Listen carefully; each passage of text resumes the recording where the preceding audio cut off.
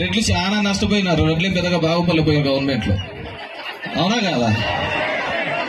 కానీ మన తలెత్తుకొని తిరిగే విధంగా చేసినాడు జగన్మోహన్ రెడ్డి గారు. ఎక్కడే కానీ అంత డబ్బుల సంపాదనతో రాదు, అంతా వస్తుంది. గౌరవంగా తలెత్తుకొని మనం 10 మందికి సాయం చేసే దాంట్లోనే మనకు బాగా తృప్తి ఉంటుంది.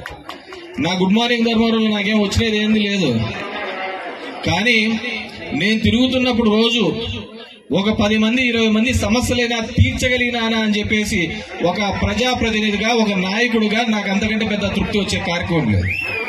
ఈ రోజు జగన్మోహన్ రెడ్డి గారు చేసిన ప్రతి పని, ప్రతి సంక్షేమ కార్యక్రమం కావచ్చు, అభివృద్ధి కాలం కావచ్చు, ఆయన ఉన్నంత వరకు కూడా చరిత్రలో అలాగే నిలిచిపోయే విధంగా ఆయన చేయడం జరిగింది.